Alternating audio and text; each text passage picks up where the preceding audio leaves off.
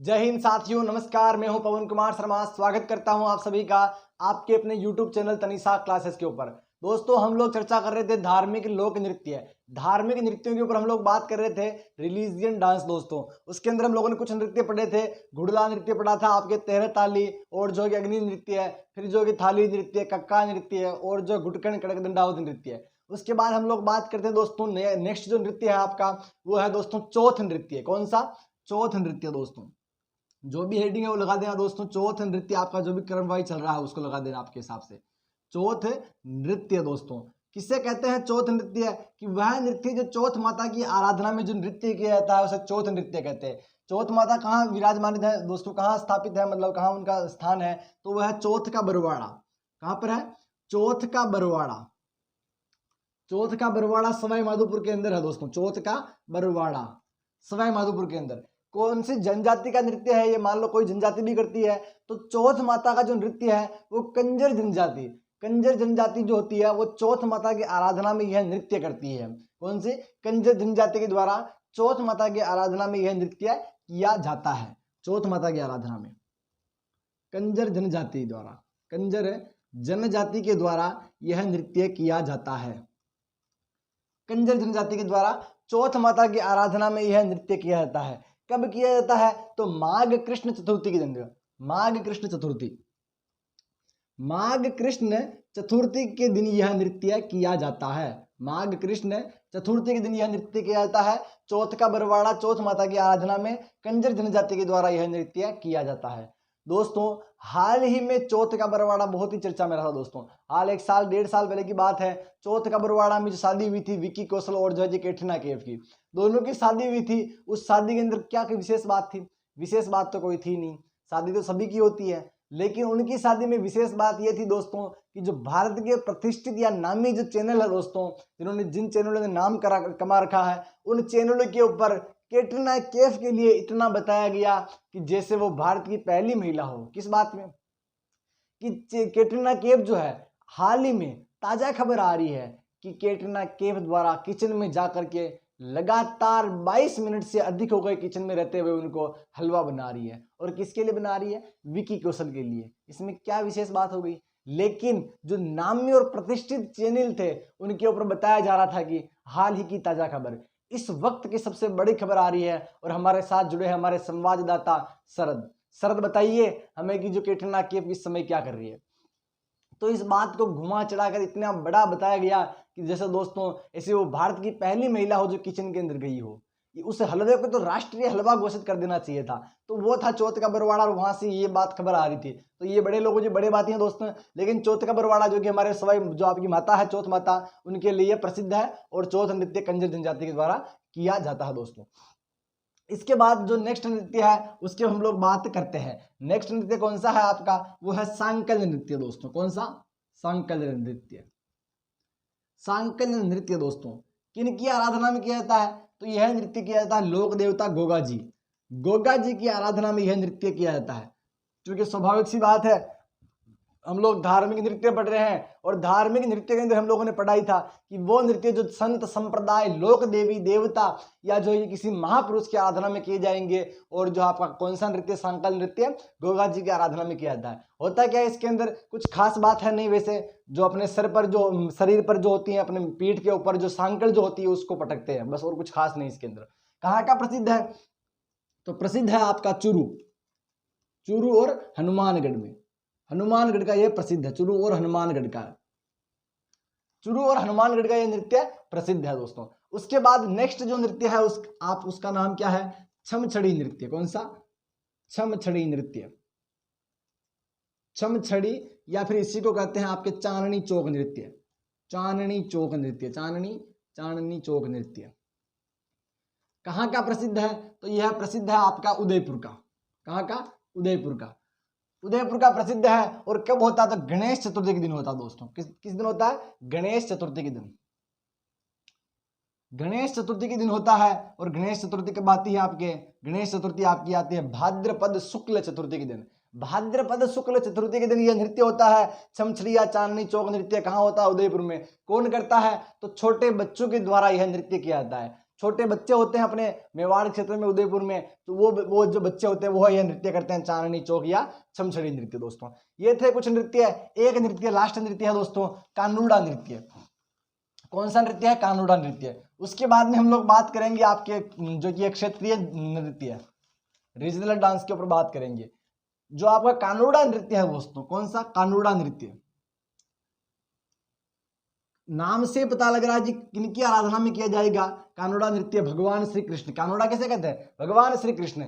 भगवान श्री कृष्ण की आराधना में जन्माष्टमी के दिन यह नृत्य किया जाता है। भगवान श्री कृष्ण की आराधना में जन्माष्टमी के दिन यह नृत्य किया जाता है। और कहाँ का प्रसिद्ध है? तो चौहटन बाड़मेर का प्रसिद्ध है। चौहटन बाड़मेर का यह प्रसिद्ध है दोस्तों। चौहटन जो कि कहां पर है? बाड़मेर का प्रसिद्ध है। इस नृत्य, जब यह नृत्य चल रहा होता है कानूड़ा नृत्य, भगवान कृष्ण की आराधना में होगा। कब होगा? तो जन्माष्टमी के दिन होगा। और भगवान कृष्ण की आराधना में जब यह नृत्य चल रहा होता है तो उसके बाद जो है कि एक मोदक होता है, एक प्रकार का मोदक, जिसे कहते हैं पंजीरी का मोदक।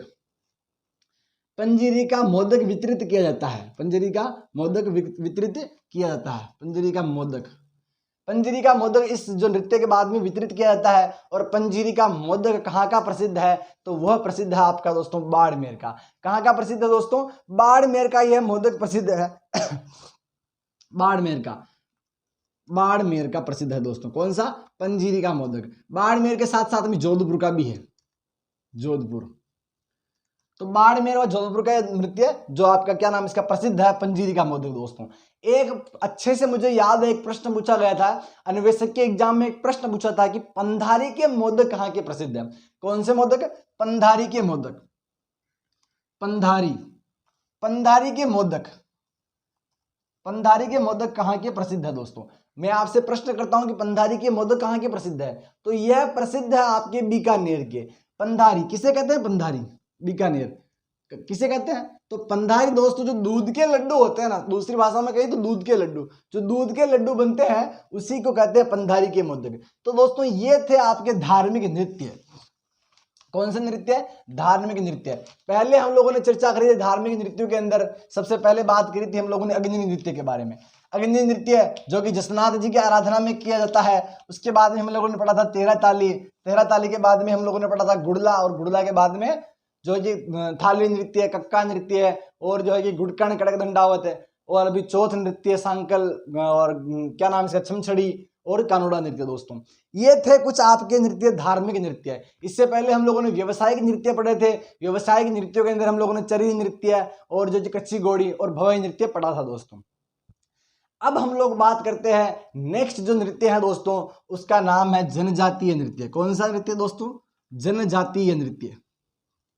जनजातीय नृत्य। अच्छा, हालांकि ठीक हम लोग बात कर रहे थे आपके रीजनल डांस की, लेकिन चलो कोई बात नहीं, पहले ये पढ़ लेते हैं। ट्राइब्स नृत्य, ट्राइब्स डांस या जो है कि जनजातीय नृत्य दोस्तों। परिभाषा तो मैं क्या ही दूं इसके लिए कि कौन किससे कहते हैं जनजाति, लेकिन दोस्तों जनजातीय नृत्य को हम लोग विस्तार से पढ़ेंगे। आपके तो चार ही डांस है, इन चारों में सबसे ज्यादा अगर किसी से आते हैं दोस्तों, कौन से चार डांस? पहला हम लोगों ने पढ़ा था आपके व्यवसायिक डांस दोस्तों, व्यवसायिक डांस पहला, और दूसरा पढ़ा था हम लोगों ने धार्मिक। दूसरा कौन सा? धार्मिक। और तीसरा हम लोग पढ़ रहे जनजातीय, जनजातीय। और चौथा पढ़ेंगे हम लोग क्षेत्रीय। कौन सा? क्षेत्रीय।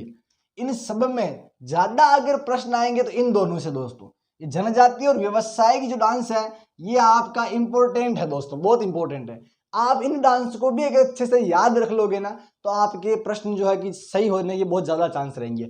धार्मिक और क्षेत्रीय इसमें ज्यादा कुछ पूछा जाता नहीं है वैसे, बस तीन डांस धार्मिक में याद रख लेना। पहले जो सबसे पहले पढ़े थे हम लोगों ने अग्नि नृत्य, और जो है कि आपका कौन सा अग्नि नृत्य? गुड़ला और तेरह ताली। उन तीनों ही नृत्यों को याद रख लेना, बस ज्यादा धार्मिक के अंदर कुछ है नहीं, और क्षेत्रीय के लगे हम आगे बात कर लेंगे। तो इन दोनों व्यवसायिक और जनजातीय नृत्यों में ध्यान रखना, अच्छे से पढ़ लेना इनको। ये नृत्य अगर आप याद रख लोगे तो बस आपका काम हो जाएगा, उद्धार हो जाएगा।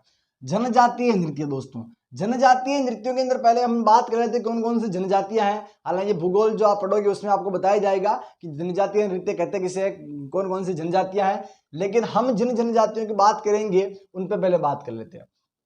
हम किन के नृत्य पढ़ेंगे? पहले हम पढ़ेंगे कथोड़ी जनजाति के नृत्य। कथोड़ी, कौन कौन से जनजातियां कथोड़ी हैं आपके? कथोड़ी है, उसके बाद में कौन सी है, कंजर है, कंजर, उनके बाद में सहरिया, सहरिया, एक है डामोर, कौन से, डामोर, एक है आपकी ग्रासिया, ग्रासिया, एक है आपकी भील, एक है आपकी मीणा, एक है आपकी जो है कि कालबेलिया, कालबेलिया तो हालांकि इसको थोड़ा देते हैं। तो ये कुछ जातियां हैं, कथोड़ी, कंजर, सहरिया, डामोर, ग्रासिया, भील, मीणा, और जो है कि आपकी ये कुछ जनजातियां हैं, एक अभी दिमाग में नहीं आ रही है। तो कुछ ये जनजातियां, इनको आप पढ़ेंगे और इनको पढ़ने के बाद में हम कालबेलिया जो अलग से है, वो जनजाति में मतलब वो कालबेलिया जो नृत्य है वो कुछ विशेष है नहीं वैसे, लेकिन कालबेलिया नृत्य पढ़ेंगे नहीं तो आप देख लो, जो आप कालबेलिया के अंदर गुलाबों को नहीं पढ़ा आपने तो फिर नृत्य पढ़े ही क्या है, ये भी पढ़ेंगे। तो इन पर बात करेंगे हम लोग। पहले बताओ ये कथोड़ी कहते किसे हैं, कथोड़ी कहते मतलब कहाँ से आई है, क्या इसका कार्य है, कितनी इसकी जनसंख्या है, पहले इस पर बात कर लेते हैं। चलो एक काम कर लेते हैं, पहले हम लोग कथोड़ी पे बात कर लेते हैं, कथोड़ी जनजाति के नृत्य। हेडिंग लगा सकते हैं आप, ये कथोड़ी जनजाति के नृत्य। दोस्तों कथोड़ी जनजाति के नृत्य, यह जनजाति आई कहाँ से दोस्तों, क्या मूलतः राजस्थान की है ये, तो दोस्तों कथोड़ी जनजाति राजस्थान की नहीं है, यह जनजाति आई है महाराष्ट्र से। कहां से, महाराष्ट्र से। दोस्तों इस जनसंख्या, इसकी जो जनजाति है, ये जनजाति की जनसंख्या कितनी है, तो दोस्तों 4,833 इसकी कुल जनसंख्या है। 2011 की जनगणना के अनुसार कथोड़ी की कुल जनसंख्या है 4,833, 4,833 कुल जनसंख्या इसकी। अच्छा ठीक है, कहाँ निवास करती है, तो कहाँ निवास करेगी ये, कोटड़ा, कोटड़ा प्लस जाडोल, कोटड़ा प्लस जाडोल तहसील, कहां पर है ये, कोटड़ा प्लस जाडोल तहसील कहां पर है, उदयपुर में। दोस्तों उदयपुर में यह जनजाति निवास करती है, कोटड़ा और जाडोल तहसील के अंदर, ठीक बात है। उसके बाद में इस जनजाति जो है कौन लेकर के आया, इसको कहां से लाया, तो लाया इनको लाया गया महाराष्ट्र से। कहां से, महाराष्ट्र से इनको लाया गया। कौन लेकर के आया था, तो लाने वाले थे मावजी बोहरा। कौन, मावजी बोहरा, मावजी बोहरा द्वारा इस जनजाति को यहां लेकर के आया गया। मुख्य कार्य क्या है इस जनजाति का, तो इस जनजाति का मुख्य कार्य है कत्था तैयार करना, कत्था तैयार करना, कत्था तैयार करना। किससे कत्था तैयार करेगी, तो खेर के वृक्ष से कत्था तैयार करना। आप सोचिए राजस्थान वालों के लिए, राजस्थान नहीं, राजस्थान में जो गुटखा खाने वाले हैं, जो गुटखा खाने वाले हैं, उनको इस कत्था जनजाति जो मतलब कथोड़ी जनजाति है उसका लाख लाख शुक्रिया अदा करना चाहिए। क्यों, क्योंकि जो ये कत्था बना रहे हैं उसकी वजह से आपको जो गुटखा मिल रहा है वो इतना सस्ता मिल रहा है। इतना सस्ता कैसे मिल रहा है कि जो गुटखा आपको आज जो तानसेन 5 रुपए में मिलती है, वही तानसेन आज जो है कि महाराष्ट्र के अंदर 15 रुपए में मिल रही है। जो रजनीगंधा का पैकेट आज आपको 22 रुपए में 30 रुपए मिल रहा है, वही जो हैदराबाद के अंदर जो 55-60 रुपए मिल रहा है, महाराष्ट्र के अंदर वही गुटखा है जो आपको 30 रुपए में 25 रुपए मिल रहा है। जो चीज आपको यहाँ 5 रुपए की मिल रही है वो बाहर, हाँ हालांकि हरियाणा, पंजाब, यूपी ये वाले जो राज्य है इनके अंदर सस्ता है। क्यों है, क्योंकि ट्रांसपोर्टर का, इन ट्रांसपोर्टर का जो है खर्चा इतना लगता नहीं है। लेकिन जो है कि इनसे ज्यादा बाहर हैदराबाद, आंध्रा, तमिलनाडु, उधर जो गुटखे मिलते हैं उनकी रेटें काफी ज्यादा है, हद से ज्यादा। आपके सालाना लाखों रुपए बचा रही है कथोड़ी जनजाति, राजस्थान वालों के लिए कह रहा हूँ। कथोड़ी जनजाति जो है ये सालाना लाखों रुपए बचा रही है गुटखा खाने वालों के लिए। तो बहुत ही ज्यादा दिल से शुक्रिया अदा करना चाहिए कथोड़ी जनजाति का। तो कत्था तैयार करने का यह कार्य करती है। अच्छा ठीक है, इनमें 2 शब्द है, एक तो है चाडिया, कौन सा है, चाडिया, और एक है फड़का। चाडिया और फड़का, क्या है चाडिया और फड़का, तो चाडिया इनके होली के अवसर पर, होली पर आयोजित होने वाला एक विशेष कार्यक्रम होता है, आपस में सम्मेलन होता है, मतलब चर्चा होती है, वो होती है होली के ऊपर, तो चाडिया उसे कहते हैं। और फड़का किससे कहते हैं, तो जो कथोड़ी जनजाति की जो महिलाएं होती है, कथोड़ी महिलाओं द्वारा इनकी जो एक लाल रंग की साड़ी होती है, कथोड़ी महिलाओं द्वारा जो मराठी अंदाज में एक लाल रंग की साड़ी पहनी जाती है उसे फड़का कहते हैं। ठीक है, लाल रंग की जो साड़ी होती है जो मराठी अंदाज में पहनी जाएगी, मराठी स्टाइल में पहनी जाएगी, उसको आपको फड़का कहते हैं। ठीक बात है, चाडिया पर बात हो गई। तो ये तो थी कुछ इनकी बातें। अब बताओ इनके कितने नृत्य हो सकते हैं, ये तो इनका परिचय हो गया, कितने नृत्य होंगे, 4,000 5,000 तो इनकी जनसंख्या है। अब वो 5,000 के अंदर 25% तो बुजुर्ग ही होंगे, 25% बालक होंगे, बच्चे बीच की 50%। अब वो 1-2 हजार लोग क्या नृत्य करेंगे हैं? तो इनके नृत्य कम से कम कितने हो सकते हैं आपके अनुमान से? तो इनके नृत्य 2 ही है। कौन से 2 नृत्य हैं? पहला नृत्य है इनका, एक तो होली, एक तो है होली, और दूसरा कौन सा? दूसरा है इनका नृत्य मावलिया। कौन सा? मावलिया नृत्य दोस्तों। एक तो होली और दूसरा मावलिया है, होली नृत्य। अब इनमें क्या ध्यान रखना है? होली नृत्य और मावलिया नृत्य। होली नृत्य कौन करता है? होली, ई के अंदर कौन सा ई मतलब स्त्रीलिंग, स्त्रीलिंग मतलब जो महिलाएं करती है। और मावलिया या के अंदर कौन सा शब्द आ रहा? आ। तो आ मतलब पुरुष, पुरुष जो जनजाति, जो पुरुष है कथोड़ी जनजाति के, वो मावलिया नृत्य करते हैं। और होली मतलब ई मतलब स्त्रीलिंग, और जो होली मतलब महिलाएं, जो कथोड़ी जनजाति की महिलाएं हैं वह आपका होली नृत्य करती है। तो ये दोनों ही नृत्य है कथोड़ी जनजाति के अंदर। क्या काम है? कथा तैयार करना। कहाँ निवास करती है? कोटला व झाड़ोल तहसील जो है उदयपुर के अंदर। कितनी जनसंख्या है? 4833 है। क्या कौन ले कहाँ से आई है? महाराष्ट्र से आई है। कौन लेकर के आया इसको? मावजी बोहरा लेकर के आए। इनके चाडिया और फड़किया दोनों क्या विशेष जो बातें हैं उनकी हम लोगों ने बात कर ली है। तो ये थी आपकी कथोड़ी जनजाति। उसके बाद में नेक्स्ट जो जनजाति है वो है आपकी कंजर जनजाति। कौन सी जनजाति है? कंजर। कुछ जनजातियां इसको पढ़ने के बाद में आपकी जनजाति जो नृत्य ट्राइब्स जो नृत्य है डांस है वो उनका समापन हो जाएगा। सेकेंड जो जनजाति है वो है आपकी कंजर जनजाति। कौन सी? कंजर जनजाति। कंजर जनजाति जो है कहाँ निवास करती है सर्वाधिक? तो यह निवास करती है आपकी हाड़ौती में। हाड़ौती में कहां पर? तो हाड़ौती के 2 जिले हैं, बूंदी और कोटा। अगर क्षेत्र पूछे तो हाड़ौती में, और अगर जिले पूछे पर्टिकुलर तो वो आपके बूंदी और कोटा में यह निवास करती है। कितनी इनकी जनसंख्या है? तो इनकी जनसंख्या है आपके 51,500, मतलब लगभग 51,500, 51.51.5, 51,500 या लगभग 52,000 कह सकते हैं इसको। कितने? लगभग 52,000 इनकी जनसंख्या है। अच्छा ठीक है। देश की सर्वाधिक, छोटी मोटी बात नहीं कर रहा हूं, राजस्थान नहीं, पूरे भारत की सर्वाधिक संगठित जनजाति है। सर्वाधिक संगठित जनजाति कौन सी? आपके कंजर जनजाति है। मतलब सर्वाधिक संगठित कैसे होगी?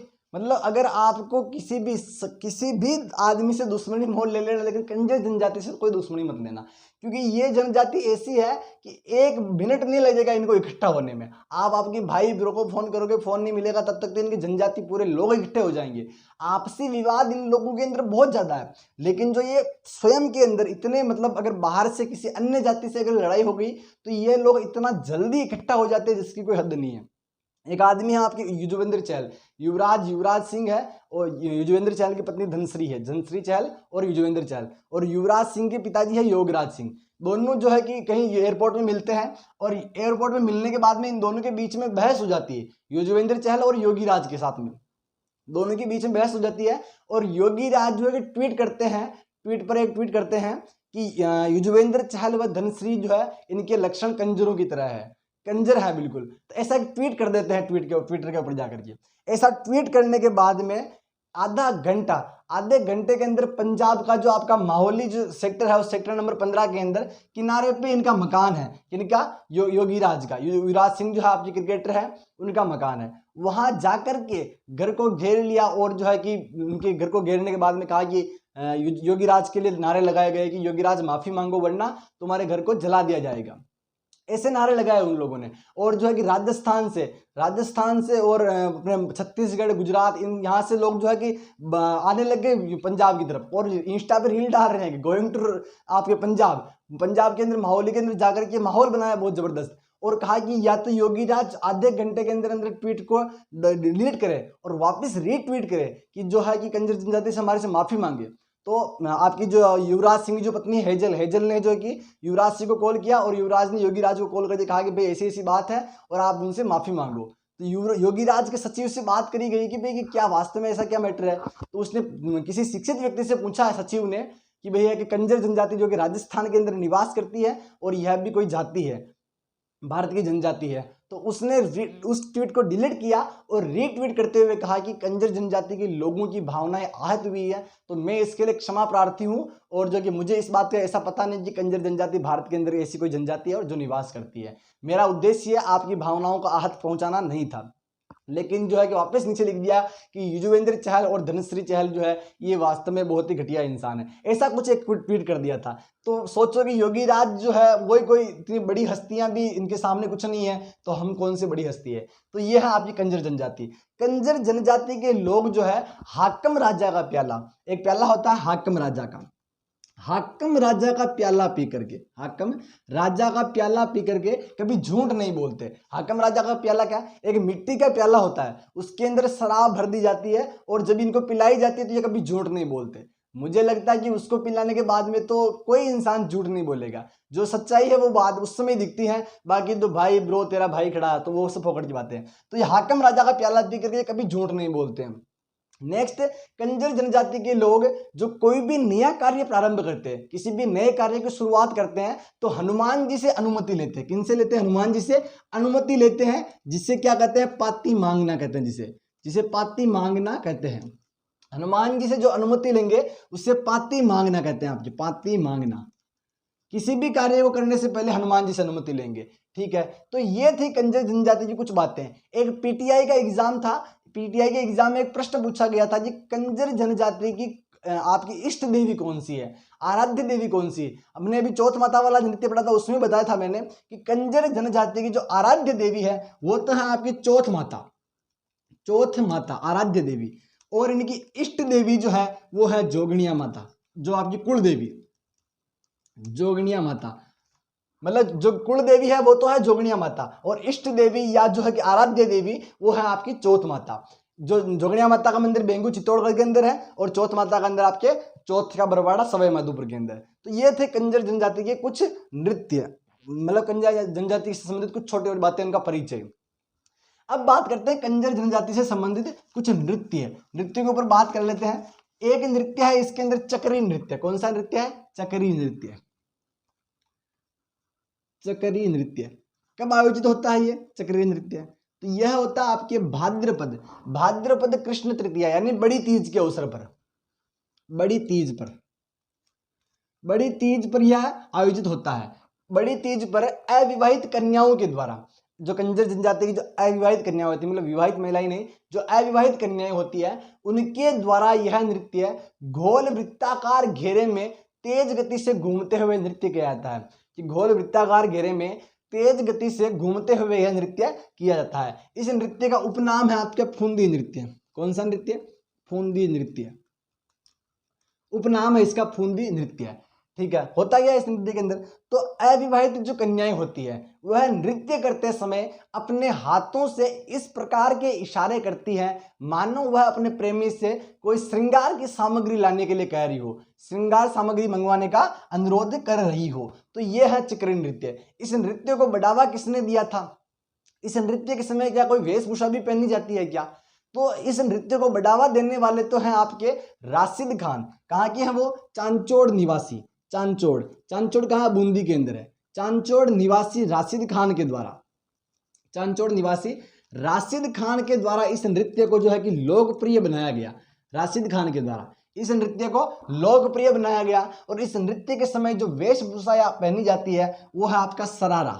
कौन सा, सरारा या खूसनी, एक विशेष प्रकार का लहंगा होता है सरारा या खूसनी, जो कि आप कौन सा लहंगा होता है, आपने देखा कोई शादी विवाह या कोई प्रोग्राम होता है, जो फंक्शन होता है, उसके अंदर महिलाएं जो होती है, विशेष रूप से लड़कियां होती है, वो अपने जो लहंगा होता है उसको दोनों हाथों से पकड़ कर चलती है, पीछे थोड़ा जमीन के रगड़ते हुए चलता है वो, तो वही लहंगा आपका सरारा या खूसनी है, ठीक है। छाछोड़ निवासी राशिद खान के द्वारा इस नृत्य को लोकप्रिय बनाया गया।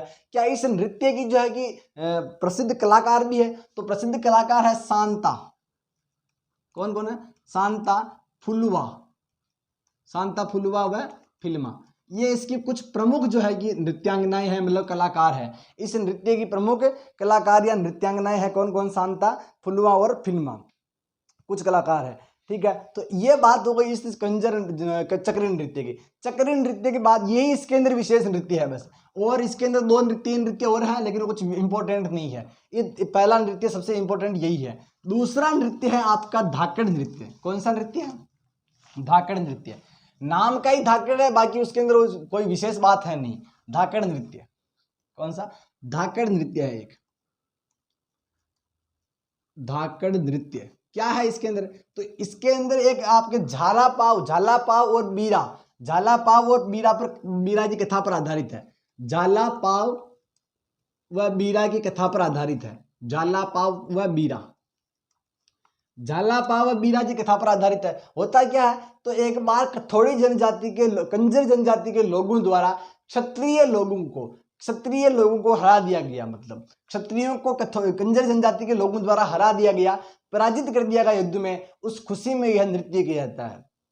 कंजर जनजाति के लोगों द्वारा जो है कि इस क्षत्रियों को पराजित करने की खुशी में इस नृत्य को किया जाता है। और यह नृत्य पुरुष प्रधान नृत्य है। कौन सा नृत्य है?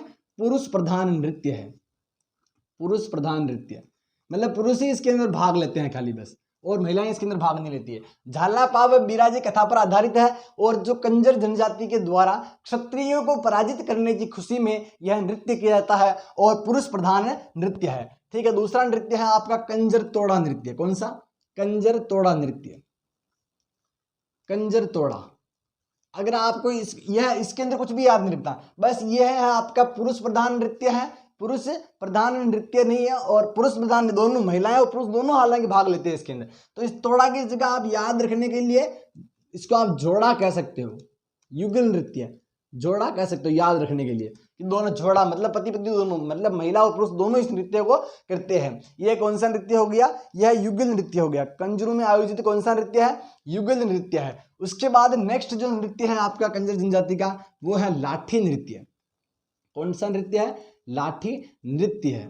लाठी नृत्य के अंदर क्या होता है? हालांकि यह नृत्य आपका कंजर जनजाति के साथ साथ में एक और मतलब जाति है आपका भील जनजाति। दोस्तों कंजर व भील जनजाति का दोनों का नृत्य है ये, कंजर व भील।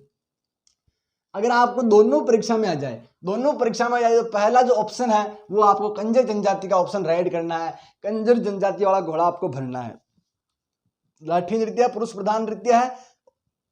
कंजर और भील दोनों जातियों में किया जाता है। अगर कंजर और भील दोनों ऑप्शन परीक्षा में आ जाए तो कंजर वाले पे आपको राइट करना है, कंजर वाले को प्रथम औपचारिकता देनी है। ठीक है।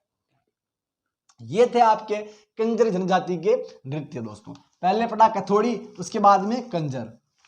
अब हम जो बात करने वाले नेक्स्ट जो तीसरी जनजाति है उसके ऊपर हम लोग बात करते हैं। तीसरी जनजाति है आपके डामोर। कौन सी जनजाति है? डामोर जनजाति। डामोर जनजाति कहाँ निवास करती है और कितनी इसकी जनसंख्या है? तो डामोर जनजाति जो है आपकी, यह निवास करती है सिमलवाड़ा। कहाँ पर? सिमलवाड़ा। सिमलवाड़ा कहाँ है आपका? तो यह है डूंगरपुर में। सिमलवाड़ा डूंगरपुर में यह जनजाति निवास करती है, डामोर जनजाति। कितनी इसकी जनसंख्या है? तो इसकी जनसंख्या है आपके लगभग जनसंख्या इसकी कितनी हो जाएगी आपके? 92,000 लगभग इसकी जनसंख्या है। उसके बाद में आगे और बात करते हैं कि ये डामोर जनजाति का एक मेला लगता है। कौन सा मेला लगता है?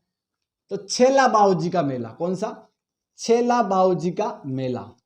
छेला बाऊजी का मेला लगता है। कहाँ लगता है ये? तो ये लगता है पंचमहल। पंचमहल कहाँ है आपका? गुजरात में है। पंचमहल जिला है गुजरात का, वहां पर छेला बाऊजी का मेला लगता है, जो इनका प्रमुख मेला है, विशेष मेला है। एक और दूसरा भी है अपने राजस्थान में लगता है, वो कुछ खास है नहीं वैसे, जिसको कहते हैं ग्यारस की रेवाड़ी है इनका मेला है, जो कि आपके डूंगरपुर में पड़ता है। कुछ विशेष है नहीं वैसे, लेकिन फिर भी ध्यान रखने वाली बात ही है। ठीक है। सिमलवाड़ा के अंदर ये निवास करती है, 92,000 लगभग इनकी जनसंख्या है। छेला बाऊजी का इनका प्रमुख मेला है जो पंचमहल में लगता है। ग्यारस की रेवाड़ी है जो भी इनका डूंगरपुर में मेला लगता है। क्या है इनका विशेष कार्य क्या है? तो यह जो जनजाति है डामोर जनजाति का विशेष कार्य क्या है? तो इस जनजाति के द्वारा कृषि व पशुपालन का मुख्य व्यवसाय किया जाता है। क्या व्यवसाय इनका? तो कृषि व पशुपालन जो है इनका मुख्य व्यवसाय है। डामोर जनजाति की एक विशेष बात क्या है? डामोर जनजाति की एक विशेष बात यह है कि डामोर जनजाति में महिलाओं की तरह पुरुष भी आभूषण पहनते हैं। महिलाओं की तरह डामोर जनजाति के पुरुष आभूषण पहनते हैं। हम लोगों ने शायद कथोड़ी जनजाति के अंदर पढ़ा था कि कथोड़ी जनजाति की महिलाएं पुरुषों की मतलब जो है महिलाएं आभूषण नहीं पहनती है। क्यों नहीं पहनती है आभूषण वो? क्योंकि वो है भी मदिरा या मतलब शराब का सेवन करती है पुरुषों के साथ में बैठ करके, इसीलिए थोड़ी जनजाति की महिलाएं आभूषण कभी नहीं पहनती, जो है कि गहने वगैरह कभी नहीं पहनती। और जो आपके डामोर जो पुरुष होते हैं, जो पुरुष होते हैं, मेल होते हैं, वो आभूषण पहनते हैं महिलाओं की भांति। ठीक है, आभूषण कौन पहनते हैं? तो पुरुष पहनते हैं आभूषण महिलाओं की भांति। तो यह है डामोर जनजाति। डामोर जनजाति के क्या नृत्य है? तो इनके भी दो नृत्य हैं। कौन कौन से नृत्य है डामोर जनजाति के? पहला नृत्य तो है आपका परनिया। कौन सा नृत्य है? परनिया। और दूसरा है आपका भरटिया।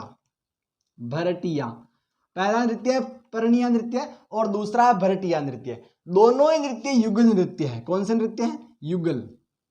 दोनों ही नृत्य युगल नृत्य है। कहाँ होते हैं ये? तो अब ये होते कहाँ पे? जहाँ ये जनजाति निवास करती है, मतलब डूंगरपुर के अंदर ही होंगे। ऐसा तो है नहीं कि ये जयपुर या जोधपुर जाकर के नृत्य करके वापस आ जाएंगे डूंगरपुर के अंदर, ऐसा नहीं है। कहाँ निवास करती हैं? तो डूंगरपुर में। तो नृत्य कहाँ करेगी? नृत्य भी वहीं करेगी।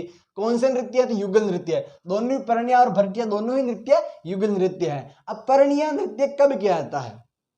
नाम से पता चल रहा है, परनिया मतलब शादी विवाह से संबंधित बात हो रही है। एक जो आपने नृत्य सुना ही होगा, आपने गीत सुना होगा कि क्या नाम इसका, सगला साथी परनिया में तो रहियो अकेलो टाबरियो, ऐसा आपने गीत सुना होगा। तो ये वैसे ही परनिया मतलब एक विवाह से संबंधित हो गया, और भरटिया मतलब मृत्यु से संबंधित। परनिया गीत जो नृत्य जो है, मृत्यु जो विवाह होगा उस समय ही नृत्य किया जाता है, जो युगल नृत्य है। और भरटिया नृत्य किसी की मृत्यु पर जो आयोजित नृत्य होता है वही आपका भरटिया नृत्य। मृत्यु होने पर जो नृत्य किया जाएगा युगल नृत्य है। दोनों ही युगल नृत्य है, और मृत्यु पर भरटिया और विवाह पर परनिया नृत्य। ये हो गए आपके डामोर जनजाति की कुछ बातें और नृत्य। कहाँ निवास करती है? सिमरोड़ा डूंगरपुर में। जनसंख्या कितनी है? लगभग 92,000 है। और इनका मुख्य मेला कौन सा? छेला बाबूजी का मेला, जो कि पंचमहल गुजरात में भरता है। ग्यारस की रेवाड़ी, जो कि डूंगरपुर में भरता है मेला। आभूषण मतलब पुरुषों की तरह, मतलब महिलाओं की तरह ही डामोर जनजाति के पुरुष आभूषण पहनते हैं। कौन कौन से नृत्य है? परनिया और भरटिया नृत्य। परनिया नृत्य विवाह पर, और भरटिया नृत्य आपका जो कि किसी की मृत्यु पर यह नृत्य किया जाता है। इसके बाद में जो नेक्स्ट जनजाति है उसकी बात करते हैं हम लोग। नेक्स्ट जो जनजाति है वो है आपकी सहरिया जनजाति। कौन सी? सहरिया। सहरिया जनजाति। सहरिया जनजाति थोड़ी बात कर लेते हैं इसकी। कहाँ पर यह निवास करती है, कितनी इनकी जनसंख्या है, और कौन कौन सी इनसे संबंधित बातें हैं। सहरिया जनजाति आपके निवास करती है शाहबाद। कहाँ पर? शाहबाद। शाहबाद और जो है किशनगंज। शाहबाद और किशनगंज कहाँ पर है ये? तो यह आपके है 12 में। कहाँ पर? 12 जिले में। शाहबाद और किशनगंज में निवास करने वाली जनजाति है सहरिया जनजाति। सहरिया जनजाति की जनसंख्या कितनी है? तो इसकी जनसंख्या है 1.1 लाख। 1.1 लाख इनकी जनसंख्या है। 1.1 लाख इनकी जनसंख्या है। भारत सरकार के द्वारा राजस्थान की एकमात्र सहरिया जनजाति को आदिम जनजाति समूह में इसको शामिल किया हुआ है। आदिम जनजाति समूह में इसको रख रखा है किसने? भारत सरकार ने। आदिम जनजाति का क्या मतलब हो गया? आदिम मतलब हो गया प्राचीन जनजाति। जितनी भी प्राचीन जनजातियां हैं उसमें भी एक सहरिया जनजाति भी है, प्राचीन जनजाति। उसे प्राचीन जनजाति के अंदर मतलब ये हो गया कि जो प्राचीन जनजातियां जो विकसित नहीं हुई, जो शिक्षित नहीं हुई है, जो कि आराम से व्यवसायिक नहीं हुई है, तो उनको शिक्षित करने के लिए ज़्यादा से ज़्यादा ये शिक्षित हो, इसलिए इनको आदिम जनजाति में रख रखा है, और इनको एक विशेषाधिकार प्रदान किया गया है भारत सरकार के द्वारा, ताकि ये अपने आप को डेवलप कर सके, डिजिटल कर सके। ठीक है, अब जो इनके क्या धार्मिक गुरु है? तो इनके धर्म गुरु कौन से हैं? तो इनके धर्म गुरु है वाल्मीकि जी। कौन है? वाल्मीकि जी इनके धर्म गुरु है, वाल्मीकि जी। इनके इष्ट देवता भी है क्या? तो इनके इष्ट देवता है तेजाजी महाराज। कौन है? तेजाजी महाराज इनके इष्ट देवता है। इनका एक मेला लगता है जिसे शहरियों का कुंभ कहते हैं, और वो लगता है सीताबाड़ी का मेला। सीताबाड़ी का मेला कहाँ बढ़ता है ये? तो ये बढ़ता है आपके केलवाड़ा में। कहाँ पर? केलवाड़ा। कहाँ पर? केलवाड़ा 12 के अंदर। ठीक है, कब लगता है? ज्येष्ठ अमावस्या को बढ़ता है। कब बढ़ता है? ज्येष्ठ अमावस्या को यह मेला भरता है। ज्येष्ठ अमावस्या को मेला भरता है सीताबाड़ी का, जो कि सहरिया जनजाति का कुंभ कहलाता है। क्या कहलाता है? तो सहरिया जनजाति का कुंभ कहलाता है, जो आपका कौन सा मेला? सीताबाड़ी का मेला केलवाड़ा 12 में भरता है। उसके बाद में इसकी कुछ बात कर लेते हैं इसके नृत्यों के बारे में। इसके नृत्यों के बारे में आपको कुछ भी ज्यादा याद नहीं रखना, बस एक लाइन याद रखनी है। कौन सी लाइन हो वो? सिर्फ एक लाइन में आप इसके सारे नृत्यों को समझ जाओ, ये पता चल जाएगा। और इनके अंदर ज्यादा, नृत्य के अंदर ज्यादा कुछ याद रखने की आवश्यकता नहीं। जनजातियों में, जनजातियों के अंदर बस आपको केवल और केवल इनके नृत्य याद रखने हैं। नृत्यों के अंदर विशेष उनकी विस्तार से व्याख्या कुछ भी याद नहीं रखनी है। इस नृत्य की इसकी ट्रिक क्या है? तो एक ट्रिक है, उस ट्रिक लाइन को याद रख लेना कि शहर का शिकारी, शहर का शिकारी, शहर का शिकारी, शहर का शिकारी इंद्रपरी के लिए, शहर का शिकारी इंद्रपरी के लिए, परी के लिए, शहर का शिकारी इंद्रपरी के लिए झेला, क्या? झेला लहंगा, झेला लहंगा, झेला लहंगा बिछिया, झेला लहंगा बिछिया लाया। यह एक ट्रिक है दोस्तों। शहर का शिकारी इंद्रपरी के लिए झेला लहंगा बिछिया लाया, यह इसकी ट्रिक है। आपको अगर ये ट्रिक याद है तो आप इनके जो जनजाति के नृत्य है सहरिया जनजाति के, उनको आप कभी नहीं भूलोगे। से क्या हो गया? से हो गया आपका स्वांग। कौन सा नृत्य हो गया? स्वांग नृत्य हो गया, स्वांग नृत्य। ठीक है। हर से कुछ भी नहीं है, का से कुछ भी नहीं है, शिकारी से हो जाएगा आपका शिकारी नृत्य। कौन सा नृत्य? शिकारी नृत्य। ठीक है, शिकारी नृत्य। इंद्रपरी से क्या हो जाएगा? इंद्रपरी से आपका हो जाएगा इंद्रपरी नृत्य, इंद्रपरी नृत्य। ठीक है, इंद्रपरी नृत्य।